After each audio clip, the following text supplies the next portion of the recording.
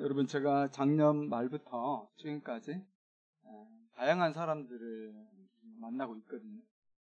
하나님께서 여러 사람들을 만나게 하시는데 그 중에 한 사람 좀 얘기를 하고 싶은데, 이분은 그 아파트 커뮤니티에서 일하시는 분인데, 보통 아파트 커뮤니티가 이제 많이 형성이 되잖아요. 커뮤니티가 잘 되면 아파트 값도 많이 오른다고 그러더라고요. 그래서 보통 대단지 커뮤니티 안에 이제 뭐 많은 문화 강좌들도 있고, 헬스장이나 뭐 탁구장이나 골프장이나 편의점도 있고, 결국은 한 마을처럼 돼버려가지고, 그분의 말을 들어보니까 너무 이제 폐쇄적이 된다. 이제 자기 아파트 사람들 안에 하나의 마을을 이루어서 대부분 다 하게 된다는 건데, 이분이 그 속한 회사가 이 아파트가 세워지면은 이제 그 입찰을 넣어가지고 커뮤니티 운영권을 따는 거예요. 이분이 이제 그 본부장이거든요. 그런데 이분은 이제 그냥 교회 집사님이세요. 집사님인데 이런 일을 하면서 어떻게 하면 하나님의 나라를 이 세상에 좀 세워갈까, 여기에 대한 고민이 되게 많은 분이에요. 그래서 목회자들 주로 모이는 세미나에 이분이 왔더라고요. 저는 처음에 목사님인 줄 알았어요. 그 정도로 이 세상 한가운데서 하나님이 선교를 하고 싶은 열정이 있었던 분 같고, 뭐 아내도 사실 직업이 있는 분이고 어린 자녀들도 있어요. 그렇게 뭐 일반 우리 성도들과 비슷한 삶인데, 그렇게 해가지고 이 자기의 직업을 통하여서 하나님의 뜻을 이뤄보고 사는 간절함이 되게 크더라고요. 근데 이제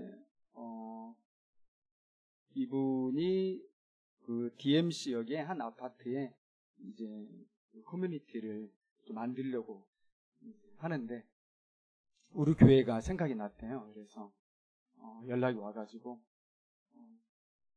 그 커뮤니티에서 수십 개의 강좌가 열리는데, 그 강좌에 혹시 성도들 중에 참여할 분들이 있냐, 이런 걸 이렇게 물어봤어요. 그래서 이제 성도 몇 분과 관심 있는 분들과 얘기 나누고, 또 이분 여기까지 오셨어요. 사실 이건 자기 회사의 어떤 득도 되는 일도 아니고 회사 일도 아닌데, 자기가 그냥 하는 거예요. 그래서 주변에 교회를 찾아가지고 강좌할 만한 분들이 있으면 크리스찬 강사들이 와가지고 아파트 주민들에게 말하자면 거의 재능 기부같이 강의로 섬겨주는 거죠. 그러면 이것들이 이제 4주 또는 뭐 6개월 쭉 가는 가운데 인간관계가 형성되는 것을 생각하고, 그런 걸 통해서 하나님 나라 복음을 전할 수 있는 이 문이 열리지 않겠냐, 이런 소망을 가지고 이런 것을 이렇게 헌신하는 분인데, 사실은 이제 이런 걸 하면서 여러 교회들 알아보는데 다들 뜻은 좋다, 참 훌륭하다, 다 인정은 해주지만은 직접 와서 하는 이런 교회는 없다고 그러는데, 어떤 교회는 우리 교회는 너무 나이 드신 분들이 많아가지고 그런데 뭐 갈 만한 사람이 없다. 어떤 교회는 우리 교회 자체 일로도 너무 바쁘다, 너무 분주하다.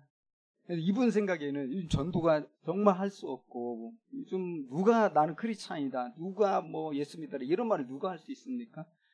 요즘 참 할 수 없는 세상인데, 이런 걸 통해서 그 아파트 안에 있는 많은 사람들을 만날 수 있는 좋은 기회가 되는데, 교회가 이런 걸 참여하지 않는 것에 대해서 되게 안타까운 마음이 있고, 그런 상황에서 이제 저를 만나가지고 또 우리를 만나가지고 그런 일을 하게 되면서 제가 다시 한번 그래서 이제 선교적 교회라는 것에 대해 생각을 좀 해봤고요. 우리 교회는 여러분 전통적 교회입니까? 선교적 교회입니까? 네, 누누이 제가 선교적 교회 총체성교 그렇게 많이 얘기하는데도 불구하고 좀 헷갈리는 분들이 있는 것 같아요. 그럼 우리는 참 부족하지만 우리는 전통교회를 추구하지 않아요. 우리는 선교적 교회를 추구하는 거죠. 목자회에서도 그 교육에서도 얘기했는데, 가장 큰 특징 중에 하나는 전통적 교회는 오라고 하는 교회죠. 우리 교회 모든 게 다 준비되어 있으니까 와라.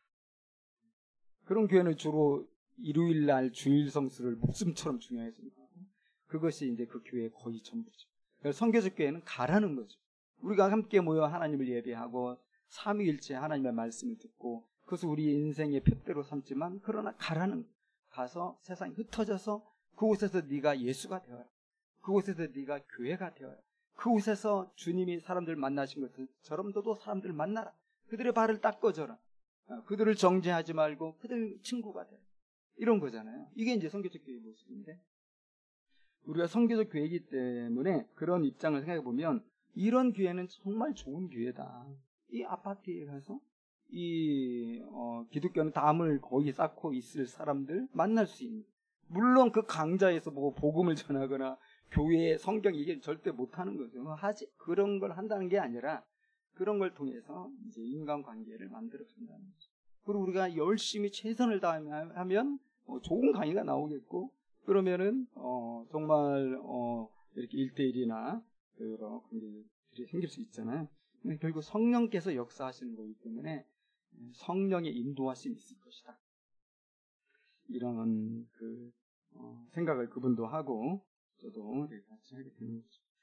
그래서 우리 교회가 사실 교단에 속해 있고 목사, 장로, 집사 또 최근 우리 전도사 얘기 많이 했잖아요. 이런 얘기를 하다 보니까 뭐 전통교회 아니야? 이런 생각 혹시 할 수도 있지만 그런 생각 하지 마시고 여러분 선교적 교회에도 전도사가 필요한 겁니다. 선교적 교회 목사 필요하잖아요. 장로도 필요하고. 그래서 우리가 교단에 속했기 때문에 기존의 용어들을 다 쓰지만 우리의 컨텐츠는 다르고 우리의 지향점은 완전 달라요. 그래서 우리가 할 때 이렇게 아파트 커뮤니티에서 믿지 않는 사람을 우리가 만날 수 있는 기회가 생긴다는 건 정말 소중하겠구나. 제가 오늘 왜 이야기를 하냐면 이분을 보면서 이분이 정말 이 그리스도의 복음에 합당하게 살려고 생활하려고 매우 노력하는 깨어있는 분이구나. 뭐 자기 삶이 얼마나 바쁘게 해서 우리 다 알잖아요. 직장생활 요즘 직장생활 육아까지 하면서 그런데도 그렇게 시간을 내고 에너지를 쏟으면서 어떻게 하든지 이 크리스찬 강사들을 찾아가지고 세우고 싶은 거예요. 그래서 하나님 나라가 이어질 수 있는 하나의 브릿지역을 하려고 한다는 이 모습이 제가 볼 때 상당히 감동적이더라고요. 자, 오늘 말씀에서 바울이 말한 이 메시지가 하나 있는데 그게 뭐냐면 27절에 나오는 것처럼 오직 너희는 그리스도의 복음에 합당하게 생활하라입니다. 여러분 이 27절부터가 이제 바울이 로마의 감옥 속에서 빌립보 교회 성도들에게 인사말, 자기 소식, 자기 상황 다 얘기한 후에 전하는 첫 번째 메시지. 이 빌립보시 우리 지난번 다 봤지만 로마 그 시민권을 가질 수 있는 그런 도시잖아요. 그런 곳에서 교회를 이루고 살 때 복음이 합당하게 산다는 게 얼마나 어려운 일이겠습니까? 첫 번째 메시지가 그리스도의 복음에 합당하게 생활해라. 쉽게 말하면 예수 믿는 사람처럼 생활하라. 그런 거죠. 그래서 원어를 이렇게 보게 되면 두 가지 의미가 있어요. 합당하게 살라는 것은 복음의 가치에 걸맞게 살아라. 본헤퍼가 얘기했던 것처럼 복음을 싸구려로 만들지 말아라. 네가 선물로 받은 복음은 하나님이 목숨 걸고 너에게 주신 것이다. 그러면 네가 그 가치에 맞게 살아야 되지 않겠냐. 이런 뜻이고요. 또 하나는 영어 성경에 번역을 잘했는데 시티즌으로 번역을 했습니다. 하늘나라의 시민답게 살아라. 네가 비록 로마 시민으로 살고 있지만 이것이 너에게 전부가 아니고 너는 예수의 이름으로 세례를 받은 하나님의 자녀들이 있고 또 하나님 나라의 시민이 되었으니까 하늘나라의 시민이 너에게 우선적인 삶이다. 하나님 나라 시민답게 살아라. 그런 얘기입니다. 사실 21절부터 27절까지 간단히 요약할 수가 있는데요. 그것은 바울이 이 감옥소에서 고통을 당하면서 죽음을 많이 생각했잖아요. 사실 빨리 죽고 싶은 마음이 있었어요. 이 육신을 떠나서 우리 주님과 함께하고 싶다. 이 마음이 간절했죠. 여러분, 우리도 힘들면은 예수님 빨리 왔으면 좋겠다. 아, 오늘 밤 내가 잠을 자면서 그냥 안 일어났으면 좋겠다. 편안히 그냥 자면 좋겠다. 이런 생각 할 수도 있는데, 말하면 바울이 그거예요. 이 세상을 떠나고 싶어요. 그런데 이 머리에 또 드는 생각이 빌립보 성도들이 오르면서 고민이 되는 거죠. 내가 떠나는 게 좋을까? 아니면 내가 이 세상에 존재하는 게 좋을까? 물론 자기 마음대로 안 돼요. 그죠? 이건 우리가 살고 죽는 거 하나님께 달린 문제니까. 그럼에도 불구하고 바울은 그래도 내가 육신으로 있는 것이 빌립보 교회 성도들에게 도움이 되겠다. 내가 고난이 되고 내가 고통스럽지만 내가 너희들 사랑하고 내가 여러분들 사랑하고 여러분에게 여전히 내가 섬길 말씀이 있고 은혜가 있기 때문에 나는 여러분과 함께 있고 싶다. 이게 27절, 21절부터 27절까지 이야기. 24절에 내가 육신으로 있는 것이 너희를 위하여 더 유익하다. 이렇게 얘기하는 거죠. 그렇게 마음을 딱 다지게 되니까 빌립보 교회 성도들에게 해주고 싶은 하나님의 말씀이 막 솟구치는 거잖아요. 그 첫 번째 메시지가 그거라는 거예요. 오직 너희는 그리스도의 복음에 합당하게 생활하라. 여러분, 바울에 의하면 그리스도의 복음에 합당한 생활에는 두 가지 면이 있어요. 하나는 내부적인 생활이 있고요. 하나는 외부적인 생활이 있습니다. 내부적으로는 뭡니까? 이 7절 하반부에 나오죠. 그래서 한 마음으로 서서 한 뜻으로 복음의 신앙을 위하여 협력하라는 거예요. 그래서 이 말을 생각해보면 빌립보 교회 안에 한 마음 되지 못하고 한 뜻 되지 못한 부분이 있겠구나. 여러분, 한 마음 한 뜻으로 복음의 신앙을 위하여 협력을 잘하고 있으면 바울이 이런 말 하겠습니까? 그 감옥에서 정말 하고 싶은 말 중에 첫 번째가 뭐냐? 하나가 돼. 그러잖아요, 여러분. 예수님도 제자들에게 너희들 서로 사랑해라. 이게 중요하다. 제자 공동체가 이런 분열돼가지고 무슨 교회를 세웁니까? 교회가 서로 사랑하지 않으면서 어떻게 세상을 섬겨합니까? 지금 바울이 이런 거예요. 그 지점에서 얘기하는 거죠. 한 마음을 가지고 한 뜻을 가지고. 두 번째로 외부적으로는 고난을 두려워하지 말고 세상 한복판에서 선교적 삶을 살아라. 이 말은 하나님의 시민으로서 살아라. 교회 안에서만 시민 생활이 필요한 게 아니라 세상에 나갔을 때 로마 시민들이 가득 찬 그곳에서도 너는 너의 정체성을 잊지 말고 하나님 나라 시민으로 살아라. 이것이 여러분 바울이 그 감옥 속에서 내가 정말 이 세상을 떠나고 싶지만 너희들을 위하여 내가 있고 싶다 하면서 던지는 메시지라는 거죠. 여러분, 고난이 당연히 있지 않겠습니까? 로마 시민들이 가득한 곳에서 나는 하나님의 나라의 시민으로 살 거야 할 때 편하겠습니까? 아니면 막 성공하겠습니까? 그곳에서 엄청난 갈등이 있고 엄청난 어려움이 있고 사실은 바울처럼 고난 당할 수 있는 거예요. 감옥에 갇히고 죽을 수도 있고요. 실제로 그렇게 많이 죽었고. 그런데 바울은 그것을 당고 그리고 내가 듣고 싶다. 너희들이 고난을 두려워하지 않는 것을 내가 이 감옥 속에 있지만 그 말을 내가 듣고 싶다. 이게 여러분 바울의 살아남은 이유 중에 하나예요. 정말 믿음이 쫙 성장해가지고 그렇게 하나님 나라 시민으로서 살아가는 것입니다. 그러면서 고난은 하나님의 선물이기 때문에 너희가 구원받은 증거야. 참 놀라운 게 그거 아닙니까? 29절에 그리스도를 위하여 너희에게 은혜를 주신 것은 다만 그를 믿을 뿐 아니라 또한 그를 위하여 고난도 받게 하여. 우리는 우리가 믿는 것이 하나의 은혜라고 하는데 예수 이름 때문에 그 나라 시민으로 살면서 고난당하는 것, 이것이 또 하나님의 은혜라는.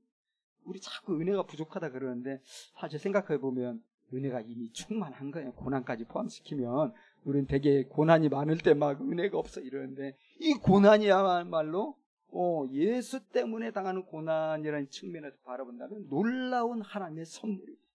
구원의 확실한 증거. 그러면서 지금 나도 감옥 속에 있지 않느냐.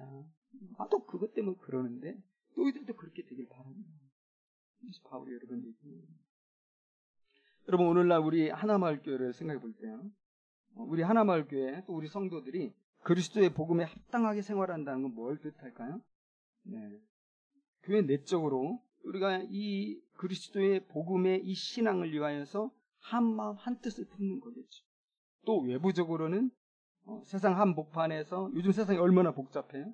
온갖 이 정말 우리를 헷갈리게 하는 것들이 사실 많지 않습니까? 그런 가운데서 우리가 고난은 당할 것을 두려워하지 않으면서 우리의 정체성을 올곧게 지키면서 복음의 이 신앙을 살아내고 선교하는 이런 것이 되겠죠. 여러분, 여기서 가장 중요한 핵심적인 사항이 뭐냐면 바로 핵심적인 사항이 그리스도의 복음입니다. 그래서 우리가 우리 안에서 예수 그리스도의 이름으로 하나님의 아들과 딸이 된 우리들은 우리 안에서 아주 선명하고 아주 뚜렷한 기독교적 세계관을 가져야 되고 그리스도의 이 말씀에 입각한 삶의 표대를 우리가 확실하게 가져야 된다는 거예요. 그럴 경우에만 우리 자신의 정체성이 흔들림 없는 이런 바위처럼 단단할 때만 우리가 세상으로 나가서 겁없이 예수님처럼 살 수 있는 거예요. 근데 우리가 그게 부족하면 세상에 나갔다가 다양한 이런 정치, 사회, 경제, 문화 현상 속에서 섞여 살다가 그냥 변질되는 수가 너무나 많기 때문에 일단은 교회 안에 있는 사람들은 아주 뚜렷하고 그 말씀 안에서 아주 확실한 인생의 그 기준을 가져야, 생활의 기준을 가져야 되고 표준을 가져야 되는 거죠. 자, 그리스도의 복음이 뭘까요? 아마 어떤 분들은 예수님이 우리 죄 때문에 십자가에 죽으셨고 우리를 다시 살리기 위하여 부활하셨다 이렇게 말하겠죠. 틀린 말은 아닙니다. 그러나 그렇게 그것만 말하기에는 너무나 복음을 단순하게 말한 거잖아요. 여러분, 이 십자가 부활 안에는 이 구약 성경이 다 녹아 들어있어요. 신약 성경이 다 녹아 들어있어요. 여러분, 예수님의 십자가 부활은 뭡니까? 구약의 이 창세기부터 이 말라기까지 모든 선지자들의 예언과 이 말씀들이 시합적으로 성취된 것이 예수님의 공생애와 십자가 부활이잖아요. 신약성경 뭡니까? 이 예수님의 공생애와 십자가 부활을 풀어놓고 우리 삶에 적용한 것이 신약성경이잖아요. 그래서 우리가 붙들어야 될 그리스도의 복음, 그냥 뭐 예수님 나를 위해 죽으셨으니까 우리 예수 믿으면 천국 가는 거야, 이게 여기서 끝나면 안 된다. 성경 전체가 그리스도의 복음이에요. 구약 성경인 그리스도의 복음이에요. 신약 성경이 그리스도의 복음이에요.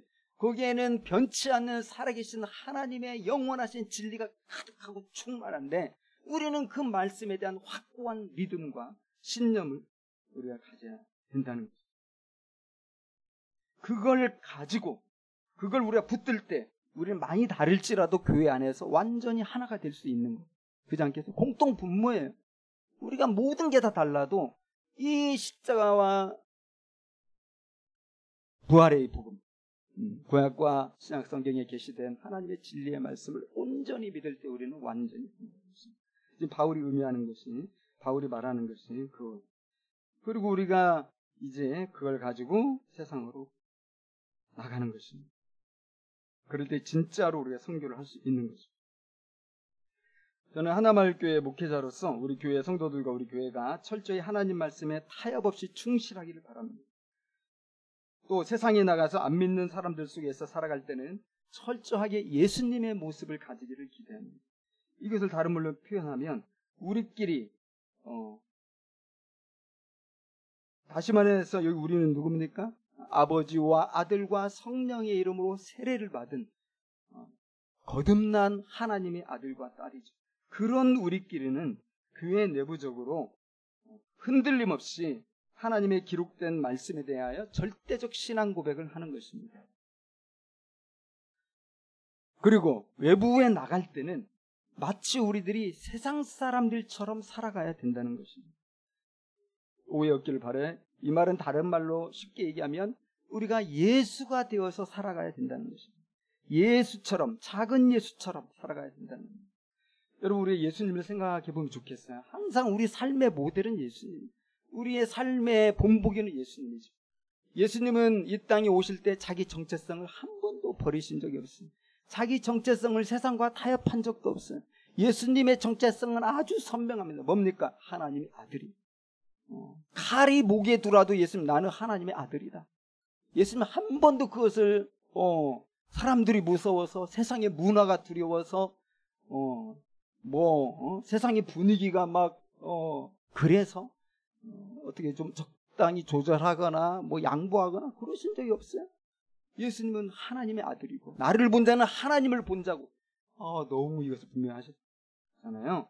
그래서 예수님은 한 번도 자신의 이 하나님 되심을 타협하거나 포기하거나 또 뒤로 물러선 적 없고요. 그러셨어요. 그런데요, 그런 분이 이 세상에 계실 때 완전한 인간으로 존재하셨다는 거예요. 사람들과 똑같이 일생을 사셨어요. 육체를 입으셨고 육체의 한계 안에서 지내셨고, 그랬기 때문에 사람들과 허물없는 친구가 되신 거죠. 함께 울 수 있었고 함께 웃을 수 있었고, 그래서 예수님과 친구를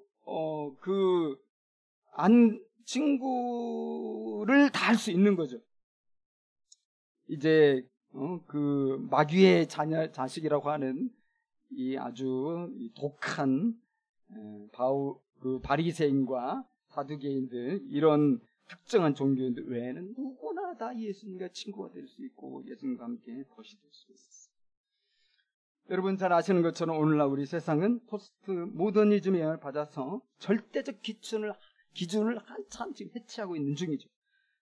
그래서 그동안에 가져왔던 모든 표준들을 해체하면서 개인의 가치가 절대적 기준이 되고 있어요. 그래서 이 개인은 누구에게도 간섭받지 않을 자유가 있는 것이고요. 이 개인은 누구에게도 존중받아야 되고요. 그 인권이라는 것은 모두에게 인정받아야 되는 것입니다. 당연한 것입니다. 여러분, 이 사람들 사이에서는 그런 권리가 당연한 진리입니다. 누구에게도 구속되지 않을 자유가 있는 것입니다. 자기의 자아를 마땅히 존중받을 이러한 이 모든 존귀한 존재들인 거죠. 그런데 이 세상은 하나님 앞에서도 그러한 자기를 주장한다는 것입니다. 왜 우리를 죄인이라고 하느냐? 사람들이 싫어해요. 인간에게 명령하는 신을 거부합니다. 인간에게 순종을 명령하는 그런 절대자를 인정하지 않습니다. 하나의 절대적 신은 있을 수 없고, 모든 종교가 신을 가지고 있고 각자의 신이 있고, 심지어 모든 사람들 그 내면에서조차 다 신이 있다고 하고 그곳에서 신을 발견할 수 있다고 하죠. 그래서 우리는 종교다원주의 시대를 살고 있잖아요. 최근에 제가 들은 얘기는 이 목사님들이 공적인 자리에서 기도 부탁을 받았을 때 기도하면서 예수님의 이름으로 기도하지 않고 모든 종교의 이름으로 기도합니다. 그렇게 한다는 얘기를 들었고, 영상도 이렇게 봤는데, 이런 식으로 이 세상의 어떤 철학이나 이 시대의 어떤 사상이나 이념이나 이런 이 가치관들이 이제는 교회 안으로까지 들어오고 있다. 이미 들어온 지 오래됐죠. 그래서 가장 그러한 것들이 하는 게 뭐냐면 기독교적 세계관을 희석시키는 거예요. 심지어 하나님이 과연 예수님이 하나님의 아들이냐 인간의 아들이냐, 이런 것이 공격받은 지는 이제 되게 오래됐잖아요. 역사적 예서. 어쨌든 그런 일들이 오늘날에는 훨씬 광범위하고 훨씬 포괄적으로 일어나고 있는 것을 저나 여러분들이 잘 알고 있죠.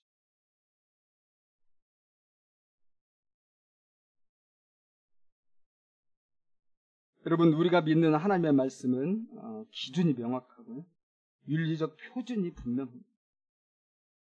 하나님의 말씀에는 상황별로 믿는 사람들이 어떻게 살아야 하는지 세세한 규칙이나 세부 사항은 나오지 않아요. 그러나 십계명이라든지 산상수훈처럼 이런 확고한 원칙들은 다들 다 이렇게 기록이 되어 있습니다. 여러분, 세상에 등장하는 다양한 문화 현상들에 대한 이 답변을 성경은 줄 수 있어요. 성경은 이 모든 것들에 대한 어떤 원칙을 가지고 있거든요. 이제 우리가 아주 디테일하게 세부적으로 들어가면 논의할 사항이 있을지는 몰라도 분명합니다. 그런데 요즘은 이제 그 분명한 것까지도 약화되고 있는 이러한 상황인 것을 이 교회 안에서는 성부와 성자와 성령의 이름으로 세례를 받은 사람들이죠. 성찬식에 참여하는 사람들이죠. 이 사람들 안에서는 하나님의 그 말씀은 완전한 진리로 받아들여져야 됩니다. 세례를 받았으면서 이 하나님의 말씀은 나는 못 믿겠어, 이렇게 말하면 그것은 좀 앞뒤가 맞지 않는 것이죠. 우리의 심정 안에는 세상에 유행하는 철학이나 가치관들과는 결코 양보할 수 없는 하나님의 법칙들이 새겨져 있습니다. 그러나 우리가 세상에 나갈 때는 어떻게 나가야 됩니까? 그것을 우리가 강요할 수는 없다는 것이죠. 강요하지 않는다는 것이죠. 세상 사람들을 향해서 야, 하나님 말씀이 이런데 너는 왜 그렇게 사냐 하면서 정죄할 수 없다는 것이죠. 확고한 하늘의 법을 가진 하나님 나라 백성들은 생활 속에서 예수가 내 삶의 주인이요, 그분의 말씀이 내 삶의 기준이요, 그분께 영광 돌리는 것이 유일한 삶의 목적인 것을 소리치거나 강요하지 않지만 조용하면서도 강력하게 다이너마이트가 폭발하듯이 세상 한복판에서 우리가 드러내는 거죠. 그것이 바로 소금이고 그것이 바로 빛입니다. 어떻게 드러납니까? 이웃사랑으로 드러난다는 거죠. 여러분, 예수님을 다시 한번 생각해 보면 예수님은 너무나 이웃과 가깝게 지내지 않았습니다. 그래 당시 전통적 종교인들이 예수님 비난했죠. 죄인들과 먹고 마신다. 죄인들의 친구다. 그들이 볼 때 예수는 하나님의 아들이라고 자처하면서도 거룩한 자기들이 상종도 하지 않는 죄인들과 똑같은 그런 모습으로 살아간다는. 그래서 예수라는 이 존재 자체를 이제 정죄하고 판단하고 이렇게 하는 거죠.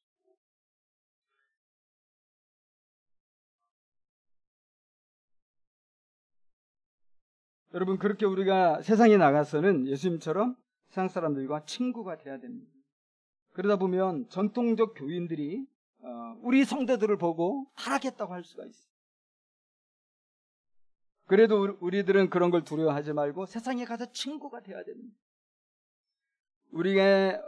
우리의 그 양심에 있는 성령의 법을 어기지 않는 선에서, 또 실정 사회법을 어기지 않는 선에서라면 우리는 세상 사람들과 다 친구가 될 수 있을 정도로 우리가 낮아져야 되고, 예수님이 낮아지신 걸 본받아서 우리가 그들을 섬길 수 있어야 되죠. 세상에서는 무시하고 멸시하고 차별하는 사람들일지라도 우리는 그들과 친구가 되어줄 수 있는 이런 마음이 있어야 되는 겁니다. 그들이 세상의 윤리적 기준으로는 손가락질 받는 이들일지라도 우리는 그들 옆에 있어 주어야 하는 겁니다. 예수님이 여러분 그러시지 않았습니까? 예수님이 누구를 차별했습니까? 예수님이 누구를 판단했습니까? 여러분, 그것이 바로 선교인 겁니다. 우리가 그렇게 그들의 친구가 되어줘서 그들의 옆에 있을 때 궁금한 거예요. 너는 도대체 누구냐? 누구도 나에게 관심 가지 않고 누구나 나에게 손가락질 하는데 왜 너는 내 옆에 있냐? 그럴 때 우리는 겁없이, 그러나 사랑의 음성으로 나는 예수의 제자라고 증언을 비로소 할 수 있게 됩니다. 나는 성경의 제자라고 이야기할 수 있는 것이죠. 여러분, 우리 교회는 전통적 교회가 아니고요, 성교적 교회입니다. 우리의 주일임에 어김없이 모여 예배를 드리지만 흩어질 때는 예수의 화신이 되어서 가정과 직장과 사회로 흩어져서 예수님의 삶과 예수님의 말을 하는 것이죠. 이것이 바로 사도 바울이 말한 거예요. 오직 너희는 그리스도의 복음에 합당하게 생활하라. 여러분, 설 명절입니다. 성령께서 힘주셔서 성도 여러분들 예수의 그 모습으로 이 명절 기간 동안 주변 분들에게 언행하실 수 있기를 바라고, 그리 될 수 있기를 축복합니다. 2023년은 진실로 우리 교회가 그리스도의 복음에 합당하게 생활하는 교회로, 또 그런 성도들로 가득 차게 되기를 기도합니다. 이렇게 기도하겠습니다. 주님 오늘 빌립보서 말씀을 통하여서 오직 너희는 그리스도의 복음에 합당하게 생활하라 말씀을 주셨습니다. 구약성경, 신약성경 그리스도의 십자가와 부활의 복음을 우리가 양보 없이 붙들고 이 교회 안에서 우리가 온전한 하나됨을 이룰 수 있도록 기도해 주시고, 또 세상에 나갈 때는 예수님의 그 제자가 되어서 작은 예수가 되어서 예수님처럼 선교의 삶을, 그 언행을 우리가 함으로써 하나님 나라를 세워나가는 우리가 되었습니다. 올 한 해를 주님 우리를 인도하여 주옵소서. 올 한 해를 주님 이끌어 주옵소서. 이렇게 나아가고자 하는 우리 교회를 축복해 주옵소서. 우리 성도들을 축복해 주옵소서. 우리 함께 기도하겠습니다.